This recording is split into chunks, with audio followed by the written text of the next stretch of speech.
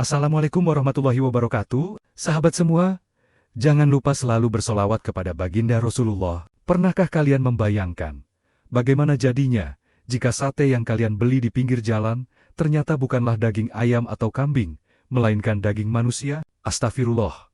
Terdengar mengerikan bukan? Malam ini saya akan membawakan sebuah kisah nyata penuh misteri tentang seorang penjual sate dari Madura yang nekat menjual sate daging manusia. Jangan lupa dukung terus channel ini dengan cara subscribe, agar kalian tidak ketinggalan cerita. Malam turun pelan di kota kecil itu, menutup atap seng dan genteng tua dengan kabut yang tipis. Di ujung gang ada gerobak kayu beroda dua. Catnya mengelupas. Di atasnya tungku arang menyala seperti bara mata kucing. Di sana berdiri Hosen, pria paruh baya dari Madura. Tubuhnya liat karena puluhan tahun berdamai dengan panas arang dan asap yang perih. Tangannya cekatan, membolak-balik tusuk sate, mengangkat lemak yang meleleh, menurunkan daging yang mulai berubah warna. Aroma bawang putih, ketumbar, dan manisnya kecap menari-nari di udara. Memanggil langkah orang yang lewat untuk mampir, meski hanya dua tusuk dan sepotong lontong. Hosen dulu datang merantau ketika anak pertamanya lahir. Ia pernah bilang pada istrinya, hidup hanya butuh 3 hal: arang yang menyala, pisau yang tajam, dan hati yang jernih. 2 yang pertama ia jaga baik-baik. Yang ketiga, perlahan-perlahan, sering ia tunda. Bukan karena ia lupa, tapi karena harga daging di pasar naik seperti gelombang musim angin, mendadak, tinggi, dan membuat napas sesak. Pedagang seperti dirinya harus memilih, menaikkan harga dan ditinggal pelanggan, atau menanggung rugi dan menggadaikan jam tangan warisan bapaknya. Beberapa bulan terakhir, ia lebih banyak pulang dengan sisa bumbu yang tidak habis dan uang yang tidak cukup untuk belanja esok hari. Anak bungsunya batuk yang tak kunjung reda, istrinya memerlukan obat yang rasanya makin mahal dari hari ke hari. Di pasar, para penjagal mengangkat bahu ketika Hosen merengek minta harga lebih lunak. Semua serba naik, kata mereka. Dan tidak ada ruang untuk kasihan di antara karung-karung berbau amis di depan gerobaknya. Hosen menyusun wajah ramah seperti biasa. Ia hafal nama pelanggan, tahu yang suka sambal pedas, yang minta dagingnya lebih matang, yang suka dicampur lemak tipis, agar ada letupan gurih. Tetapi malam-malam belakangan, kursi kayunya sering kosong lebih lama. Banyak yang hanya bertanya harga, menelan ludah, lalu berlalu. Ada penjual sate lain 2 gang dari sana yang masih berani memberi harga lama karena punya langganan pemasok khusus. Kabar itu berembus ke telinga Hosen, seperti kabar tentang ladang yang baru dipanen, menimbulkan rasa ingin tahu yang sekaligus menggelisahkan. Suatu petang, setelah membereskan arang dan menutup gerobak dengan terpal, Hosen duduk di warung kopi dekat terminal. Lampu kuning warung memantul di gelas teh panas. Bebunyian bus malam datang pergi seperti desah panjang kota yang tidak bisa tidur. Di seberang meja, 2 lelaki berbicara lirih tentang daging murah. Bukan ayam potong, bukan kambing, bukan sapi impor yang sering datang telat. Daging segar, kata salah satunya, baru, lembut, tidak sekeras yang biasa. Hosen tidak ikut menyela. Ia hanya menyimak, pura-pura sibuk mengaduk gula. Membiarkan kata-kata itu meresap, seperti uap teh yang menempel di kacamata murahnya. Ia pulang dengan kepala penuh hitungan. Berapa tusuk bisa ia jual kalau harga daging turun separuh? Berapa anak sekolah yang bisa ia biayai kalau omzet kembali seperti dulu? Ia memikirkan bumbu, memikirkan arang, memikirkan cara ia memajang daging agar tampak mengilap di bawah lampu. Lalu ia memikirkan istrinya yang tidur dengan batu kecil, memikirkan uang sewa kamar kontrakan yang jatuh tempo, memikirkan doa yang ia panjatkan setiap subuh agar dagangannya laku. Doa yang sama yang selama ini membesarkan hatinya saat menghitung kembalian sampai ke koin terkecil keesokan paginya. Hosen ke pasar lebih cepat. Pasar masih lembab oleh sisa malam, tanahnya becek. Bau sayur dan amis ikan bercampur jadi satu. Para penjual daging membuka lapak, pisau mengilap, talenan besar siap menerima potongan pertama. Hosen menawar sana-sini, dan tetap kembali pada jawaban yang sama. Semua naik, Bang Hosen? Semua naik. Ia menahan helaan napas, menyembunyikan kecewa di balik senyum lemah, lalu membeli sekadar untuk bertahan 1 hari. Ia tahu itu tidak cukup. Ia tahu gerobaknya malam nanti akan lafaz setengah hidup. Sore menjemput, dan saat arang mulai menyala, seorang lelaki yang belum pernah ia lihat sebelumnya berdiri di dekat tiang listrik. Tubuhnya kurus, jaketnya kelebihan ukuran, topinya miring menutupi sebagian wajah. Ia memesan 3 porsi tanpa banyak bicara. Setelah selesai makan, lelaki itu mendekat, mengulurkan tangan, memperkenalkan diri dengan nama pendek dan ringan yang mudah dilupakan. Cara bicaranya tenang, tidak memaksa. Seperti pedagang yang sudah kenyang menakar kebutuhan orang. Ia memuji kecakapan tangan Hosen, bilang bumbunya pas dan bakarnya merata. Lalu, seolah hanya obrolan sambil lewat, ia menyebutkan tentang daging segar yang harganya bersahabat. Bila Hosen mau, ia bisa melihat barang malam ini juga.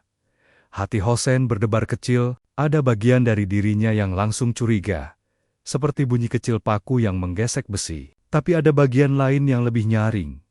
Bagian yang mendengar suara anaknya merengek minta seragam olahraga. Bagian yang mengingat wajah istrinya ketika menahan batuk. Ia menimbang dengan cepat, kemudian mengangguk. Kesempatan seperti ini tidak selalu datang, pikirnya. Selama ini ia pedagang kecil, tidak pernah punya pintu masuk ke pemasok yang murah. Bila ini jalan yang Allah bukakan, ia harus sigap melangkah.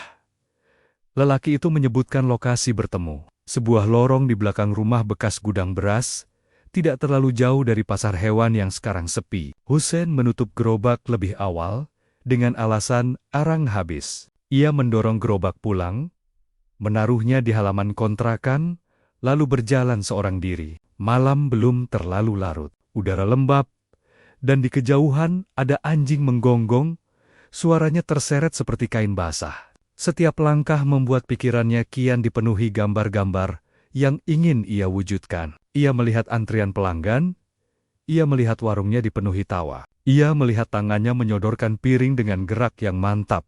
Ketika sampai di lorong yang dijanjikan, gelap menunggu seperti tirai yang belum dibuka. Lelaki berjaket itu berdiri di samping pintu besi yang catnya terkelupas. Tanpa banyak bicara, ia mengajak Hosen masuk. Ruangan di dalam sempit, bau dingin yang aneh langsung menyusup ke hidung. Ada meja panjang, ada ember tertutup, ada kain plastik yang digulung. Hosen tidak bertanya terlalu banyak. Ia menilai dengan mata pedagang, melihat warna daging yang segar, tekstur yang lembut, serat yang tampak rapi. Harga yang disebutkan membuat dadanya seperti ditarik ke depan.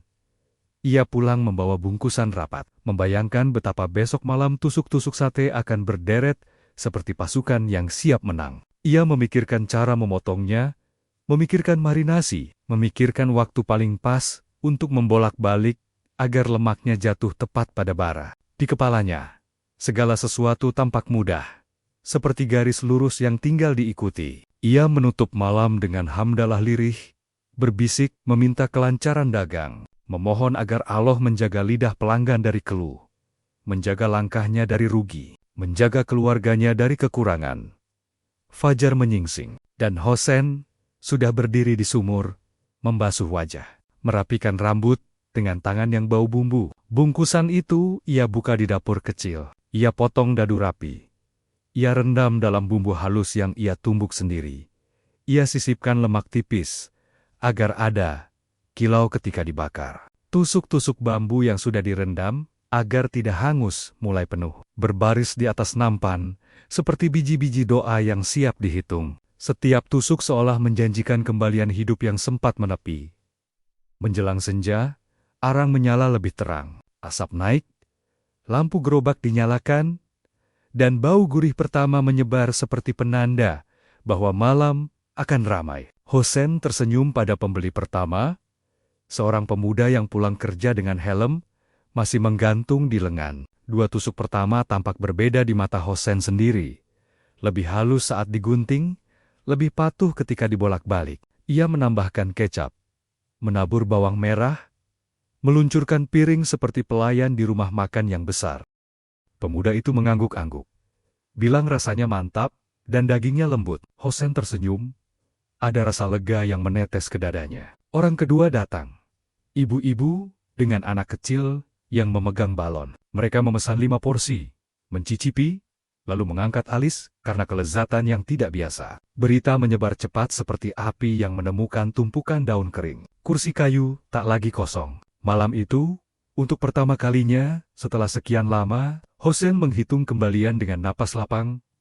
Di sela keramaian, ia sempat menoleh ke langit yang tertutup asap dan lampu jalan. Ia bersyukur tanpa suara, menyebut nama Allah di dalam hati dengan debar yang sulit disamakan. Namun, di tempat yang tidak jauh dari sana, di antara bisik orang pasar dan lorong sempit yang lembab, ada bayangan yang sedang diam-diam tumbuh. Bayangan yang kelak akan menarik garis tebal di antara lapar dan murka, di antara untung dan ngeri, di antara senyum penjual dan jerit penyesalan. Malah menutup dagangannya dengan laku keras. Dan Hosen tidak tahu bahwa derap langkah menuju hari esok sudah menunggu.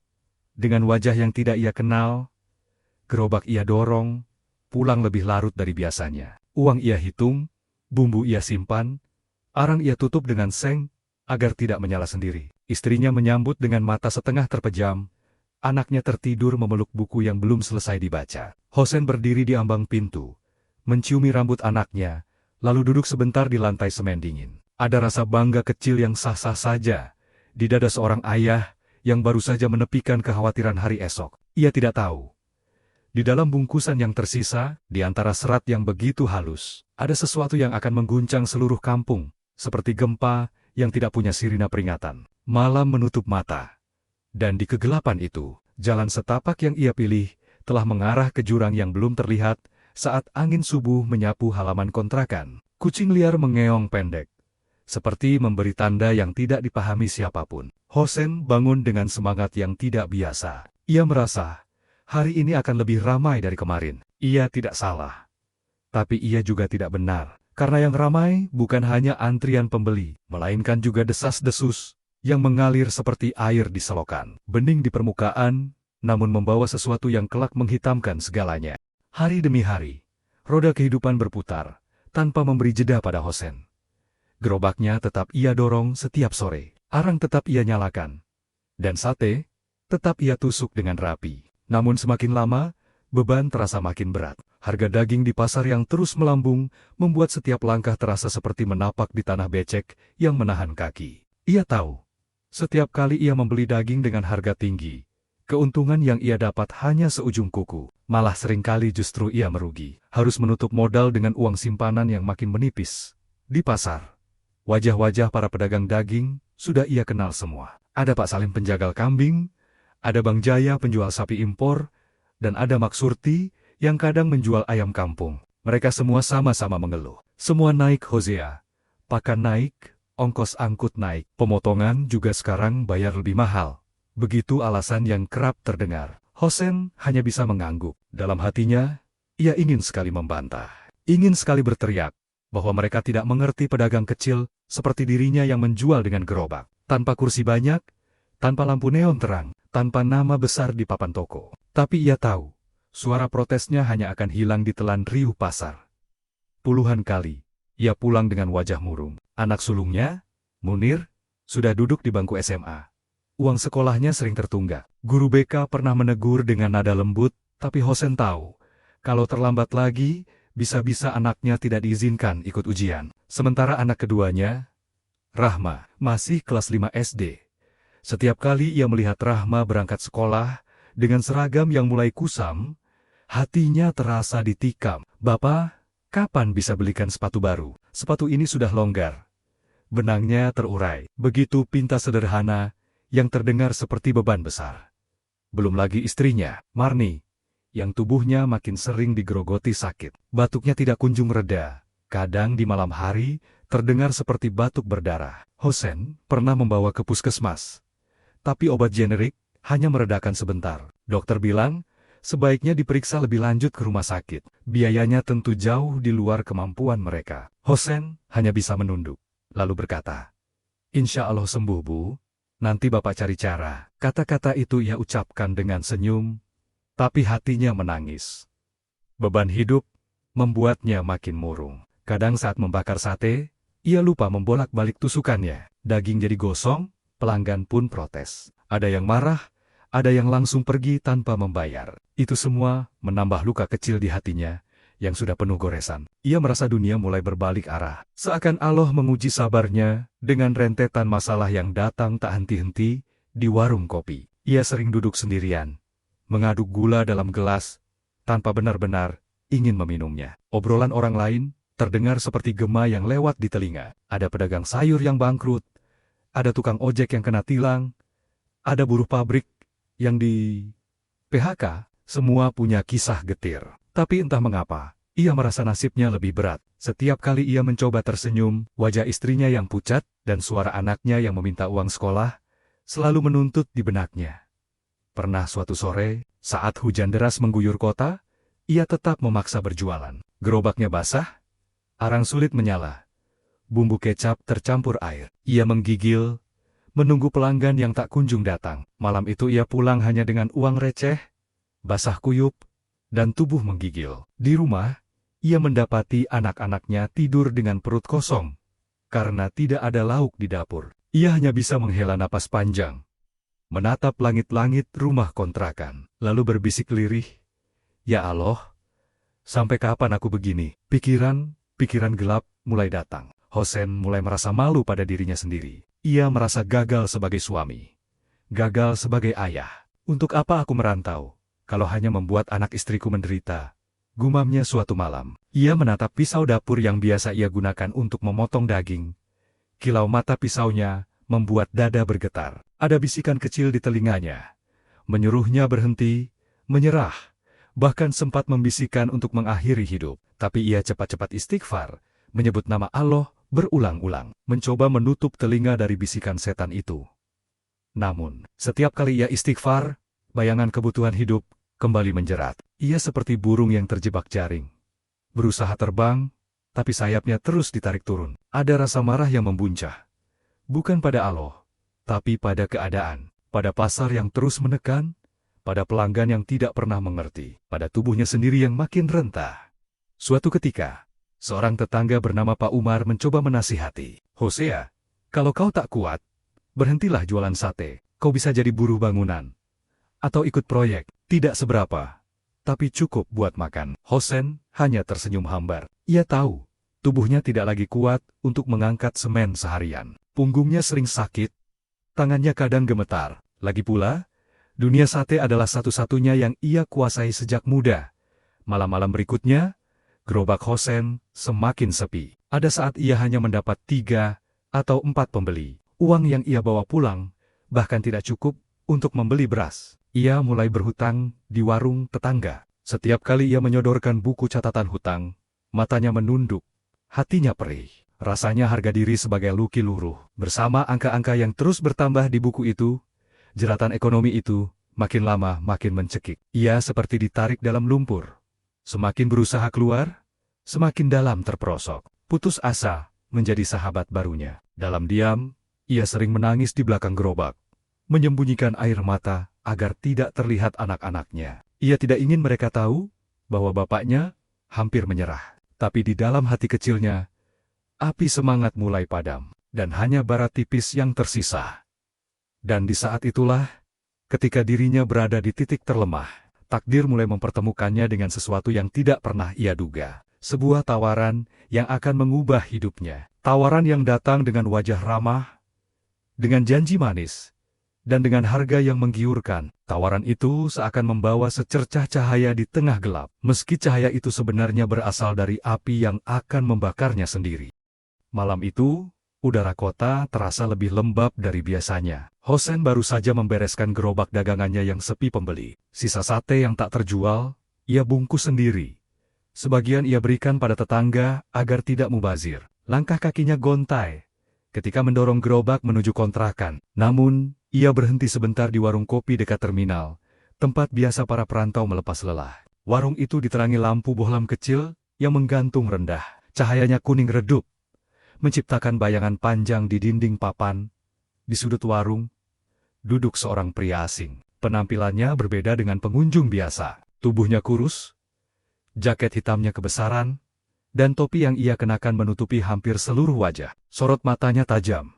Sesekali menoleh ke arah Hosen yang sedang mengaduk gula di gelas tehnya. Seolah sengaja menunggu momen, pria itu bangkit dan berjalan mendekat. "Sampean penjual sate ya? Gerobak di ujung gang itu milikmu kan?" Suaranya pelan, tapi jelas. Hosen menoleh. Sedikit kaget, ia mengangguk. Mencoba menjaga sikap. "Iya, betul. Ada apa, Mas?" Pria itu tersenyum samar. "Aku sudah lama memperhatikan daganganmu. Satenya enak, bumbunya mantap, sayang. Sepi pembeli. Bukan salahmu. Itu semua karena harga daging sekarang terlalu tinggi." Ucapan itu menusuk hati Hosen. Ia menarik napas panjang, lalu mengangguk. "Iya, memang susah. Harga naik terus. Mau jual murah, rugi. Mau jual mahal, pelanggan kabur." Pria itu duduk di hadapan Hosen, mencondongkan tubuhnya. "Kalau begitu, bagaimana kalau aku tawarkan jalan keluar? Aku bisa kasih daging segar.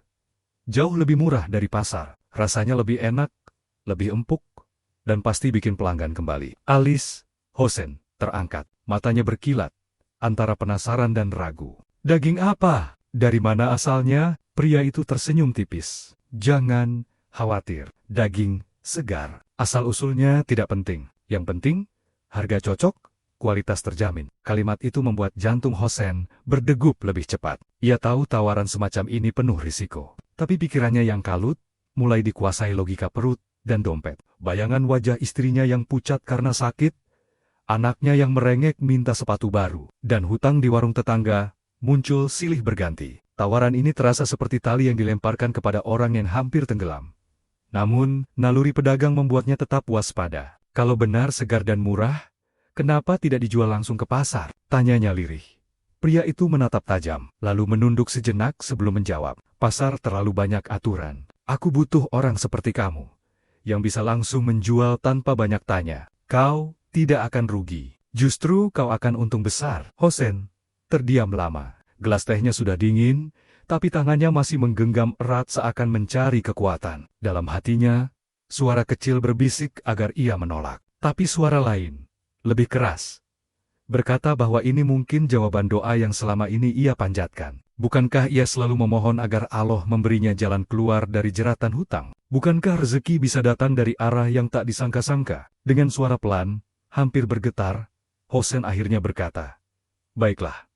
Kapan saya bisa lihat barangnya?" Pria itu tersenyum lebar, memperlihatkan gigi kuningnya. "Malam ini juga, setelah warung ini sepi. Ikut aku, jangan bawa siapapun." Mata Hosen menatap pria itu dengan rasa campur aduk. Ada ketakutan, ada harapan, ada pula rasa penasaran yang sulit ia lawan. Malam itu, sebuah keputusan kecil yang ia ambil akan menjadi awal dari tragedi besar yang tak pernah ia bayangkan. Ia tidak tahu, daging yang akan ia terima bukan sekadar potongan biasa, melainkan sesuatu yang akan mengubah hidupnya selamanya. Langkahnya menuju lorong gelap bersama pria asing itu terasa berat. Namun di sisi lain, ia seperti terdorong oleh bayangan masa depan yang lebih cerah. Ia tak sadar, masa depan itu justru berlapis kabut pekat yang penuh darah dan jerit penyesalan. Malam berikutnya, kota kecil itu masih diselimuti hawa lembab. Sisa hujan sore yang membuat jalanan licin. Hosen mendorong gerobaknya dengan wajah berbeda dari biasanya. Ada semacam gairah baru di matanya. Meski tangannya masih bergetar tipis karena kegelisahan, di balik terpal biru yang menutupi gerobak, tersimpan bungkusan daging yang ia dapat semalam dari pria misterius itu. Di rumah, ia sudah memotongnya dengan hati-hati. Teksturnya terasa aneh lebih lembut dari daging kambing, tidak sekeras sapi, dan tidak terlalu berserat. Saat ia iris dengan pisau tua warisan bapaknya, daging itu terbelah mulus seperti mentega hangat. Semakin ia potong, semakin besar rasa herannya. Tapi alih-alih menolak, hatinya justru dipenuhi rasa syukur karena potongan itu tampak sempurna untuk sate. Tusuk bambu yang sudah ia siapkan penuh, kini berbaris rapi dengan daging merah segar yang menempel erat. Ia merendamnya dalam bumbu khas Madura campuran bawang putih, ketumbar, garam, dan kecap kental manis. Bau rempah itu menyelimuti udara dapur, membuat Rahma sempat keluar kamar dan berkata, "Pak, sate malam ini kok baunya lebih enak dari biasanya ya?" Hosen hanya tersenyum, menepuk kepala anaknya, lalu berkata lirih, "Iya, Nak, Malam ini, insya Allah dagangan Bapak laku keras. Senja turun, lampu gerobak dinyalakan, dan bara arang kembali menyala merah. Saat tusukan pertama menyentuh panggangan, suara desis daging bercampur dengan aroma yang lebih tajam dari biasanya. Hosen sendiri sampai terkejut. Harumnya begitu menusuk, menggoda siapapun yang melintas. Tak lama, seorang pelanggan pertama datang. Seorang pemuda yang baru pulang kerja. Ia memesan 5 tusuk dengan lontong. Hosen menyajikannya cepat. Sambil berdebar menunggu reaksi, pemuda itu menggigit 1 tusuk, lalu matanya membesar. Wah, Pak, ini sate. Enak banget. Dagingnya empuk, rasanya beda dari biasanya. Sumpah, ini kayak sate paling enak yang pernah saya makan. Hosen hanya tersenyum, pura-pura tenang. Iya, dagingnya masih fresh. Baru saya dapat. Pemuda itu langsung memesan bungkus tambahan untuk dibawa pulang. Hosen merasa dadanya lapang. Lebih lapang daripada beberapa bulan terakhir. Tak lama, pelanggan lain berdatangan. Ada ibu-ibu dengan anak kecil yang membeli 10 tusuk. Ada bapak-bapak tua langganan yang biasanya mengeluh harga, kini justru menepuk pundaknya sambil berkata, Hosea, akhirnya kau jual sate murah lagi. Dan rasanya luar biasa. Gerobak Hosen yang biasanya sepi, kini kembali dipenuhi antrian. Orang-orang saling berdesakan, menunggu giliran mencicipi sate yang katanya berbeda dari sate lain di kota itu. Malam itu, suara tawa, percakapan, dan bau sate yang menyengat bercampur jadi satu. Seperti pesta kecil di gang sempit, Hosen hampir tak percaya. Sate yang ia jual laku keras. Uang yang masuk ke kaleng koin lebih banyak dari biasanya. Ia bahkan kewalahan memanggang. Sampai-sampai beberapa pelanggan harus menunggu lama. Tapi, tidak ada yang marah. Semua rela sabar karena ingin merasakan sate murah dengan rasa luar biasa. Dalam hati, Hosen menatap ke langit malam yang pekat. Ia berbisik, Alhamdulillah ya Allah, Engkau beri jalan rezeki untukku. Semoga dagangan ini terus laris. Ia benar-benar tidak tahu apa yang sebenarnya ia jual. Di ujung antrian, seorang pelanggan lama bernama Pak Budi memperhatikan dengan seksama. Ia adalah pelanggan setia yang biasanya membeli 2 porsi setiap minggu. Malam itu, ia ikut memesan. Namun saat menggigit tusukan pertama, alisnya berkerut. Ia menelan perlahan, lalu menatap Hosen. Hosea, dagingmu ini kok beda ya? Rasanya lembut. Tapi bukan kambing, bukan sapi. Apa ini? Ayam. Hosen tertawa kecil, menutupi kegugupannya. Bukan Pak, dagingnya fresh saja. Makanya, rasanya beda. Pak Budi tidak menjawab. Ia mengangguk pelan, tapi matanya menyimpan tanda tanya. Ia tahu betul rasa daging kambing, sapi, bahkan ayam. Tapi rasa sate malam itu benar-benar asing. Sementara itu, pelanggan lain terus memuji. Ada yang bilang, rasanya bikin ketagihan. Ada yang mengaku akan kembali besok membawa keluarga. Dalam sekejap, nama Hosen kembali naik. Dari mulut ke mulut, kabar tentang sate murah, paling enak di kota, menyebar cepat. Di dalam hati, Hosen merasa campur aduk. Ia bahagia, karena akhirnya bisa membawa uang lebih untuk keluarganya. Namun, ada sesuatu yang mengganjal. Setiap kali ia memandang sisa potongan daging di ember, ada rasa aneh yang tak bisa ia jelaskan. Seperti ada rahasia besar yang ia abaikan demi sesuap rezeki.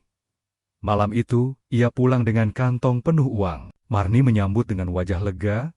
Anak-anak tersenyum melihat bapaknya bisa membeli sedikit lauk tambahan. Suasana rumah kontrakan itu hangat. Berbeda dari malam mula muram sebelumnya. Tapi jauh di dalam hati Hosen, ada bisikan kecil yang terus mengganggu. Bisikan yang berkata, daging ini bukan daging biasa, Hosea. Ada yang salah dengan baunya, ada yang salah dengan teksturnya. Namun bisikan itu ia tepis. Ia tutup rapat, seakan tidak pernah ada. Karena baginya, yang penting saat itu hanya satu. Gerobaknya kembali hidup, keluarganya kembali tersenyum, dan perut mereka kembali terisi. Ia tidak tahu, langkah kecil yang ia ambil malam itu, sudah menuntunnya semakin dalam ke jurang gelap, yang tidak mungkin bisa ia hindari. Malam-malam berikutnya, gerobak Hosen semakin ramai. Asap sate mengepul tebal di bawah lampu jalan, memikat siapa saja yang melintas. Di gang sempit itu, antrian pelanggan kini menjadi pemandangan baru. Dari anak-anak sekolah, pekerja pulang larut, sampai ibu-ibu yang membeli untuk makan malam keluarga. Semua tergoda dengan rasa sate murah milik Hosen, yang kabarnya berbeda dari sate manapun. Di antara banyaknya pujian, diam-diam terselip tatapan penuh tanya dari sebagian orang. Salah satunya datang dari Pak Budi, pelanggan lama yang sudah puluhan tahun menjadi penggemar sate. Ia tahu betul perbedaan rasa setiap jenis daging. Dari tekstur, aroma, hingga seratnya, tak ada yang bisa menipu lidahnya. Malam itu, Pak Budi datang dengan langkah pelan. Ia memesan seperti biasa, seporsi sate dengan lontong dan sedikit sambal. Hosen menyambut ramah, meski hatinya berdegup kencang. Sejak pertama kali Pak Budi bertanya soal rasa daging yang berbeda, Hosen mulai merasa tidak nyaman. Namun ia tetap berusaha bersikap biasa saat sate itu disajikan. Pak Budi mengambil tusuk pertama, meniup sebentar, lalu menggigit perlahan. Dahi keriputnya mengerut. Ia mengunyah pelan, mencoba merasakan setiap serat yang menempel di lidah. Ia menoleh ke arah Hosen, lalu berkata pelan, "Hosea, kau yakin ini daging kambing? Rasanya terlalu lembut. Bahkan, lebih lembut dari ayam." Hosen tersenyum tipis, meski peluh dingin membasahi pelipisnya. "Iya Pak, ini daging fresh, baru dapat. Makanya, rasanya beda." Pak Budi tidak menanggapi, hanya mengangguk tipis. Namun dalam hati, kecurigaan makin tumbuh. Ada sesuatu yang tidak benar. Di sampingnya, seorang pemuda ikut bicara. "Betul, Pak.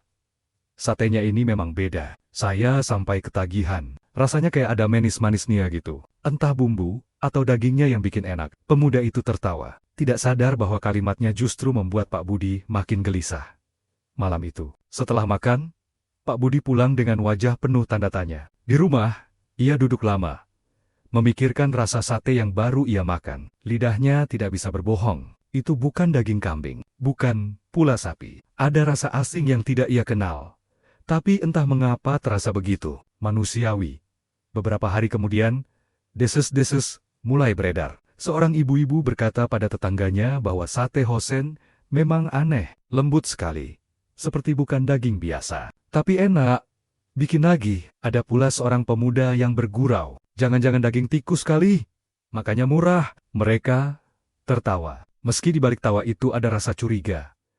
Hosen, tanpa sadar, menjadi buah bibir. Ia masih berjualan dengan wajah ramah, namun di dalam hatinya, setiap bisik-bisik itu menusuk. Saat membolak-bolik tusuk sate, ia bisa merasakan mata orang-orang memperhatikannya lebih tajam.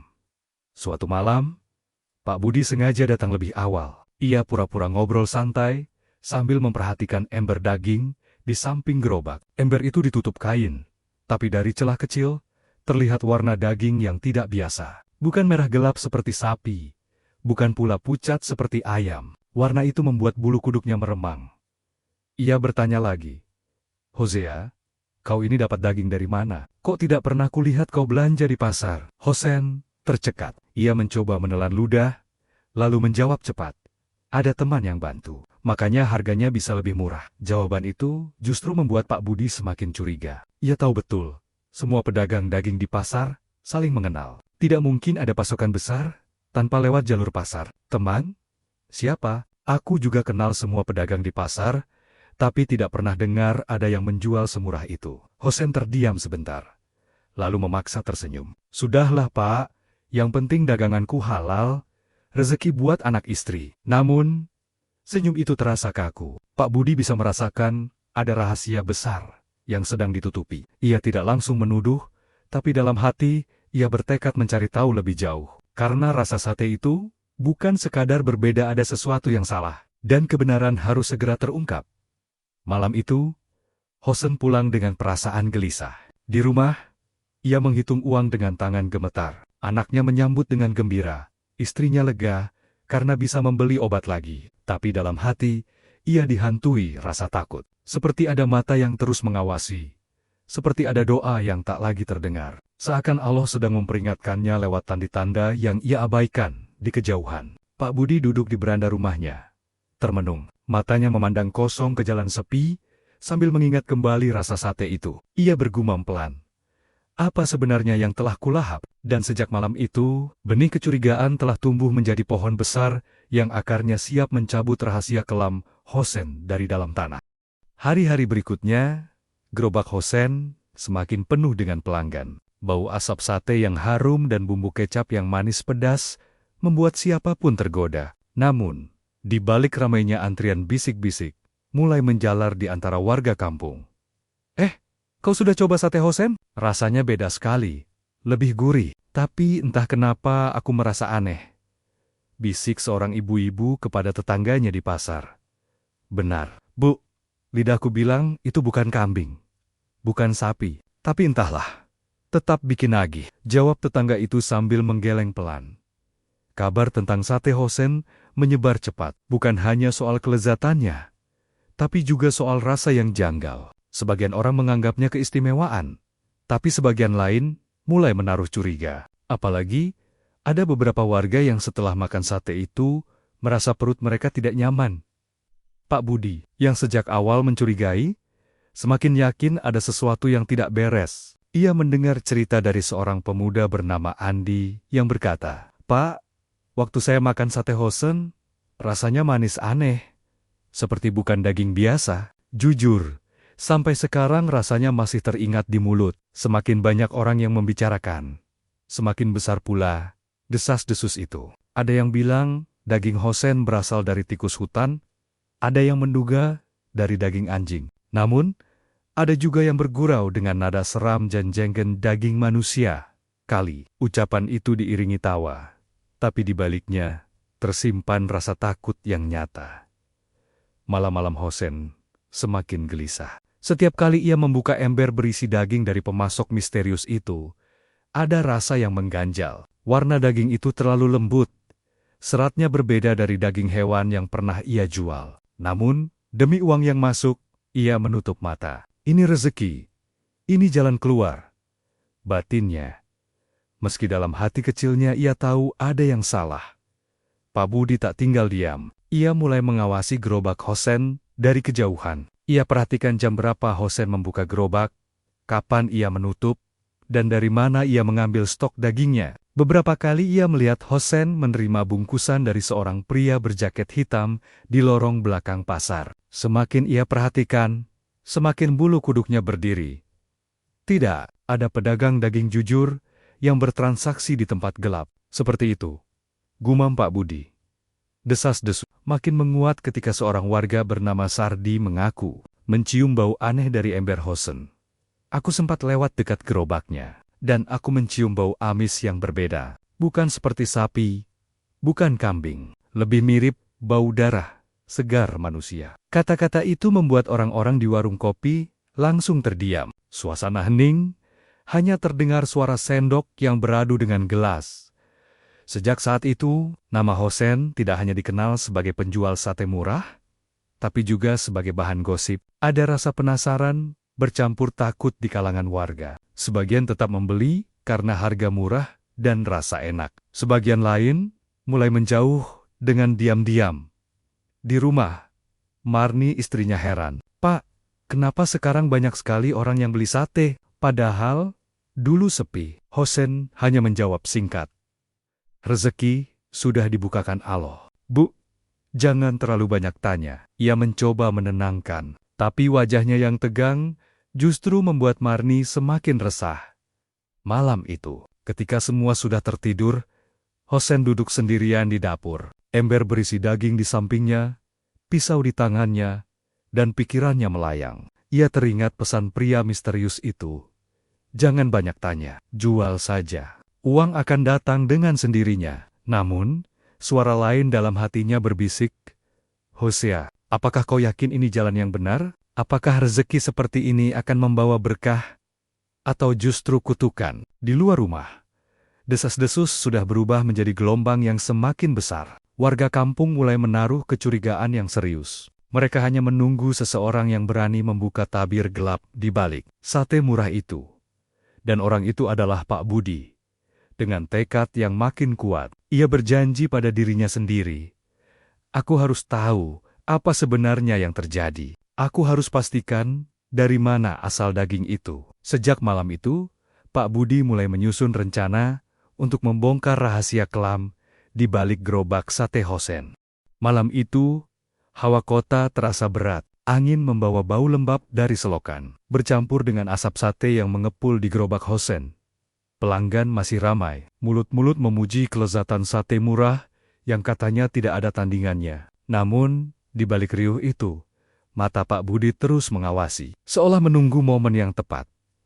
Pak Budi tidak ingin lagi hanya menebak-nebak. Desas-desus sudah terlalu banyak, dan ia merasa tanggung jawab moralnya sebagai orang tua di kampung itu menuntutnya mencari kebenaran. Malam itu, ia sengaja duduk lebih lama di dekat gerobak Hosen. Menunggu sampai arang padam dan pelanggan terakhir pulang, Hosen terlihat kelelahan, namun wajahnya puas. Uang receh memenuhi kaleng kecil di bawah gerobak, lebih banyak dari biasanya. Setelah menutup gerobak dengan terpal, ia mulai mendorongnya menuju kontrakan. Pak Budi mengikuti dari jauh, langkahnya ringan, bersembunyi di balik gelap gang, namun bukan itu yang ia tunggu. Pak Budi tahu, biasanya setelah menutup dagangan, Hosen pergi ke suatu tempat gelap di belakang pasar, di mana ia bertemu dengan pria berjaket hitam. Malam itu, Pak Budi menahan napas, bertekad untuk tidak kehilangan jejak.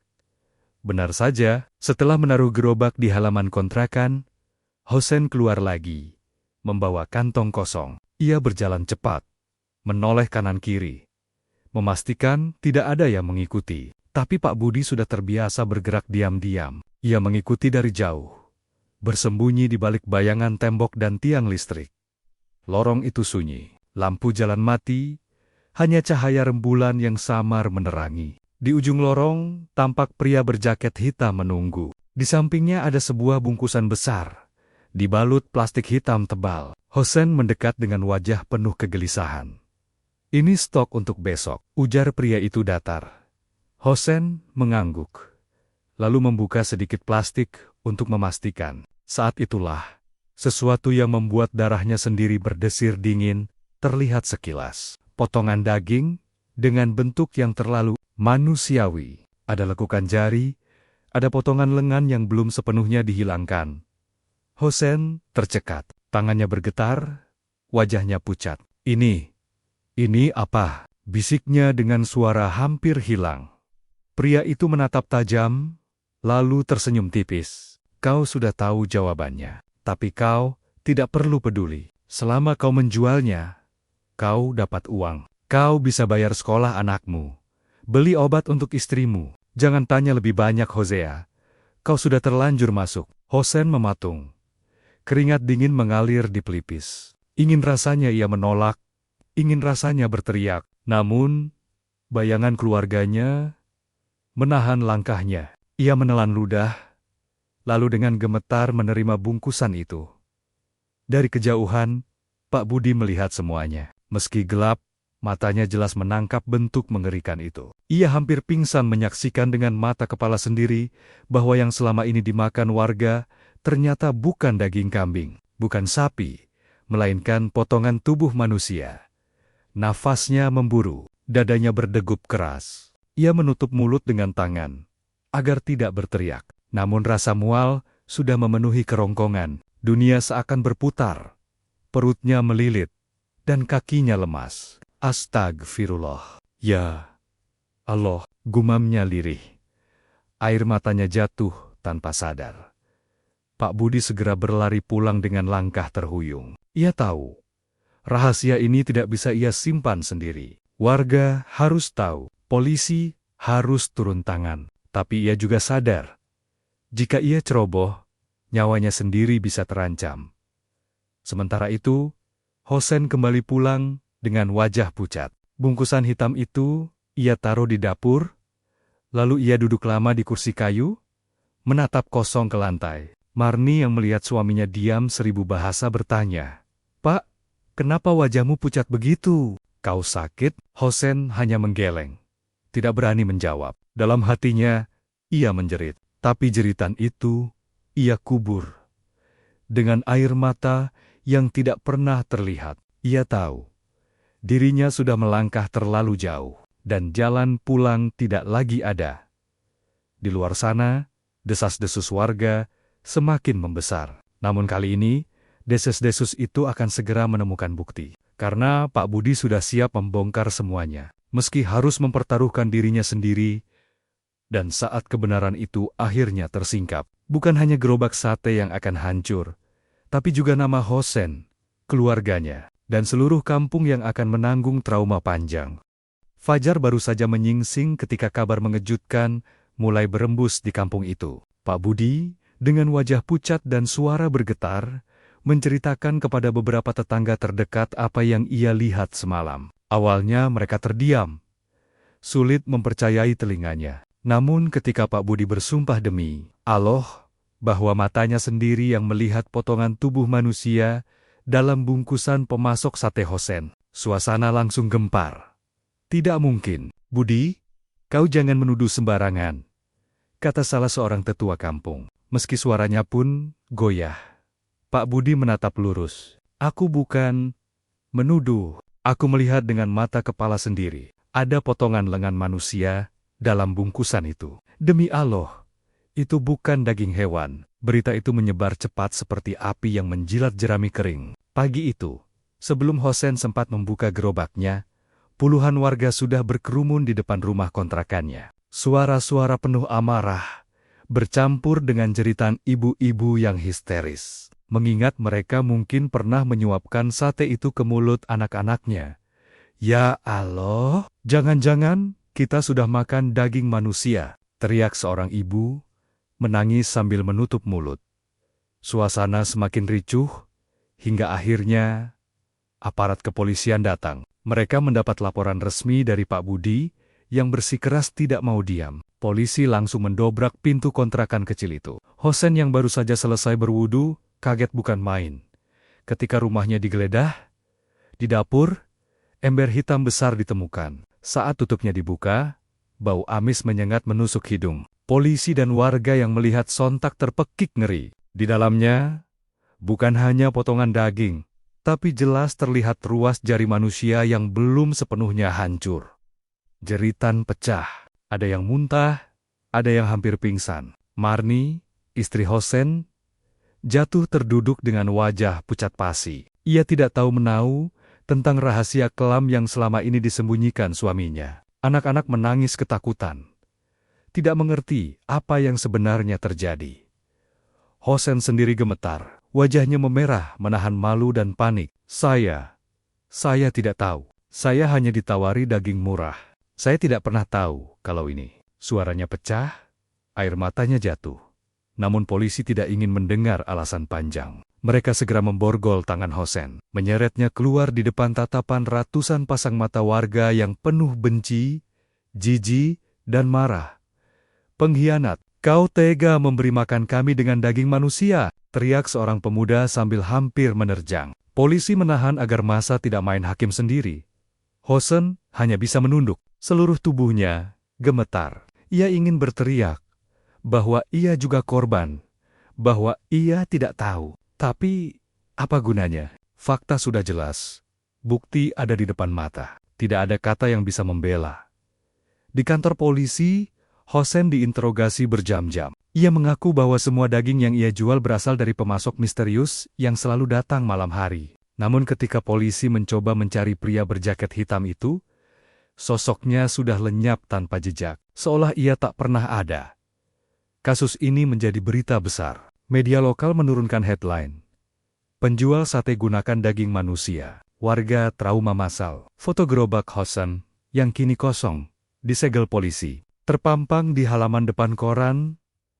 Kampung itu mendadak terkenal, bukan karena kelezatan sate, melainkan karena teror mengerikan yang tak akan pernah dilupakan. Banyak warga jatuh sakit karena merasa mual dan trauma, membayangkan bahwa mereka pernah menelan daging manusia tanpa sadar. Sementara itu, di sel tahanan dingin, Hosen hanya bisa menangis. Ia menatap kosong ke dinding, menyesali keputusannya menerima tawaran murah tanpa berpikir panjang. Dalam hatinya ia berulang kali beristighfar, menyebut nama Allah dengan suara serak. Aku hanya ingin anakku sekolah. Aku hanya ingin istriku sembuh. Ya Allah, apa yang sudah aku lakukan? Gumamnya berulang kali. Namun penyesalan itu sudah terlambat. Ia kini bukan lagi dikenal sebagai Hosen si penjual sate dari Madura, melainkan Hosen si penjual sate daging manusia. Nama yang akan selalu diingat dengan ngeri. Bahkan mungkin sampai bertahan-tahan kemudian, di luar sana, gerobak tuanya masih terparkir, ditutupi garis polisi kuning. Asap sate yang dulu harum, kini hanya tinggal kenangan pahit. Dan malam itu, kampung itu tidak lagi sama. Anak-anak takut keluar rumah, ibu-ibu menangis setiap kali mengingat apa yang pernah mereka makan. Dan warga laki-laki duduk terdiam di warung kopi, mencoba memahami bahwa kengerian itu bukan sekadar cerita, melainkan kenyataan. Dan itulah akhir dari jalan panjang yang ditempuh seorang pria parubaya, yang nekat menjual sate dengan harga murah, namun tanpa sadar, menjual teror paling mengerikan yang pernah menimpa kampung kecil itu.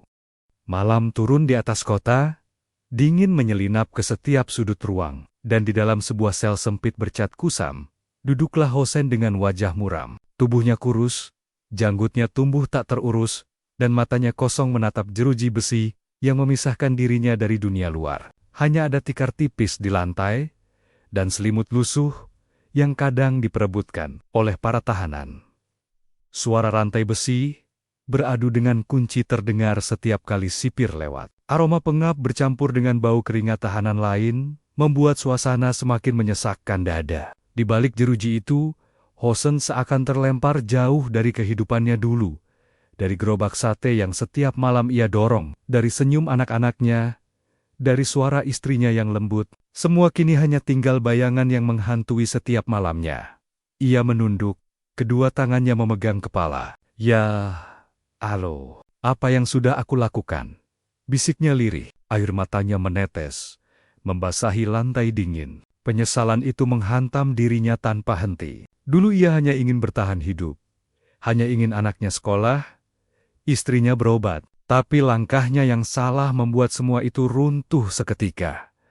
Di dalam sel, teman-teman tahanan sering memandangnya dengan tatapan aneh. Ada yang jijik, ada yang mencibir, ada pula yang menakut-nakuti.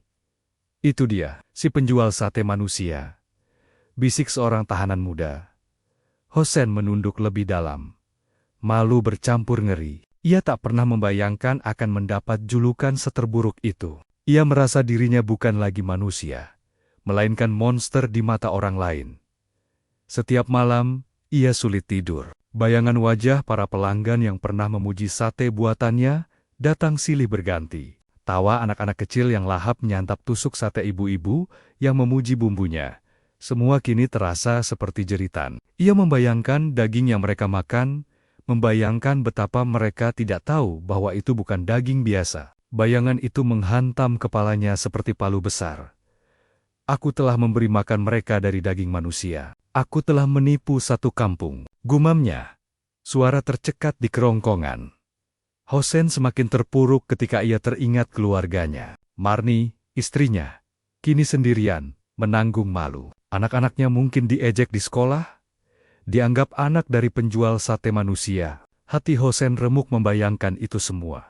Ia ingin sekali memeluk mereka, meminta maaf, mengatakan bahwa ia hanya terjebak. Tapi bagaimana bisa ia menjelaskan kesalahan sebesar itu? Suatu malam, ia mendapat kesempatan bertemu dengan keluarganya di ruang besuk. Ada jeruji pembatas, ada sipir yang mengawasi, namun itu sudah cukup membuat dadanya sesak.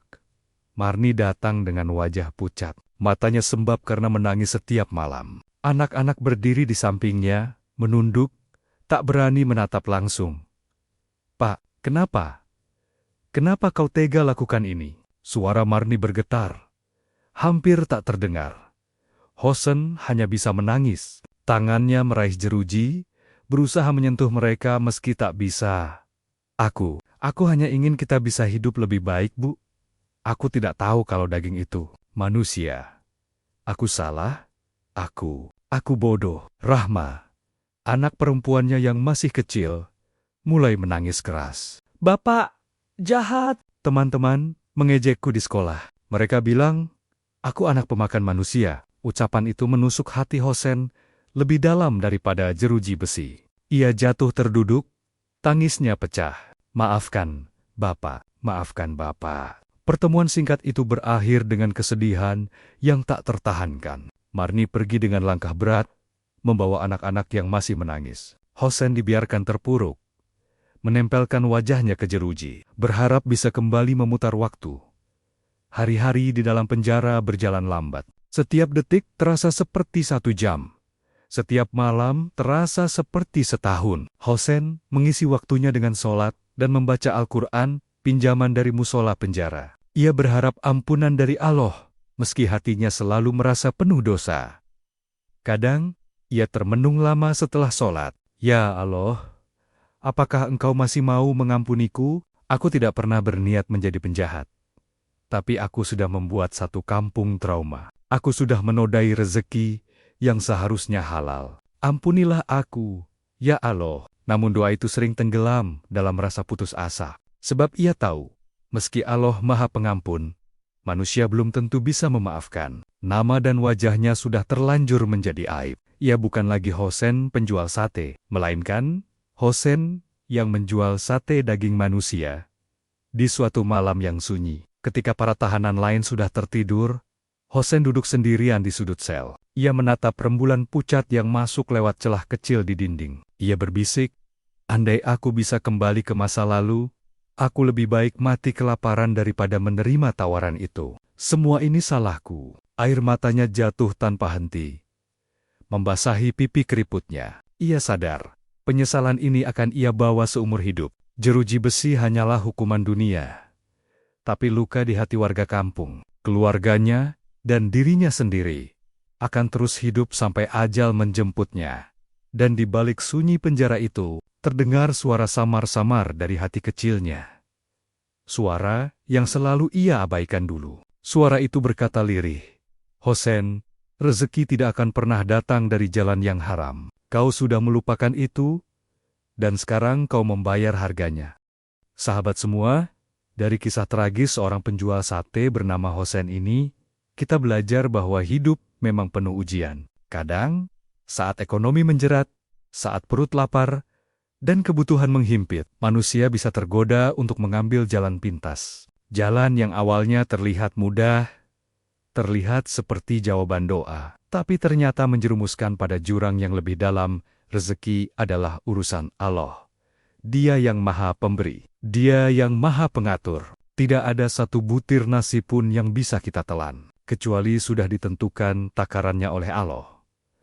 Maka, ketika kita mencari rezeki, jangan sampai terperdaya oleh bisikan syaitan yang menawarkan cara instan, namun penuh dosa. Karena rezeki yang datang dari jalan haram tidak akan pernah membawa berkah, hanya akan mendatangkan bencana. Hosen mungkin awalnya hanya ingin membahagiakan keluarganya, ingin memberi makan, ingin menyekolahkan anak-anaknya. Tapi ia lupa bahwa niat baik tidak cukup bila caranya salah. Justru niat baik yang dibungkus dengan cara yang haram akan berubah menjadi malapetaka, bukan hanya untuk dirinya, tapi juga untuk orang-orang yang ia cintai. Kita juga belajar dari kisah ini bahwa dosa tidak pernah berdiri sendiri. Satu kesalahan bisa menjalar, menjerat banyak orang. Lihatlah bagaimana satu pilihan Hosen membuat satu kampung trauma, membuat keluarganya hancur, membuat anak-anaknya menanggung malu. Inilah akibat dari mencari rezeki tanpa memikirkan halal dan haramnya. Maka, sahabat semua, mari kita jadikan kisah ini sebagai pengingat. Jangan pernah menukar iman dengan sesuap nasi. Jangan pernah menukar harga diri dengan uang haram. Biarlah kita hidup sederhana. Biarlah kita makan seadanya. Asalkan yang masuk ke perut kita halal dan diridhoi Allah. Karena sejatinya, keberkahan bukan diukur dari banyaknya harta, tapi dari bagaimana harta itu didapat dan bagaimana kita menggunakannya. Jika hidup terasa berat, jangan berhenti berdoa. Jika rezeki terasa sempit, jangan berhenti berusaha dengan cara yang benar. Ingatlah, setiap kesulitan pasti ada kemudahan. Sebagaimana janji Allah dalam Al-Quran, bersabarlah, karena ujian adalah tanda kasih sayang, agar kita kembali dekat kepadanya. Semoga kisah ini menjadi pelajaran berharga untuk kita semua. Jangan sampai kita menjadi seperti Hosen, yang baru menyesal ketika semuanya sudah terlambat. Mari kita perbanyak istighfar, perbanyak doa, dan tetap berpegang teguh pada jalan halal dalam mencari rezeki. Wassalamualaikum warahmatullahi wabarakatuh.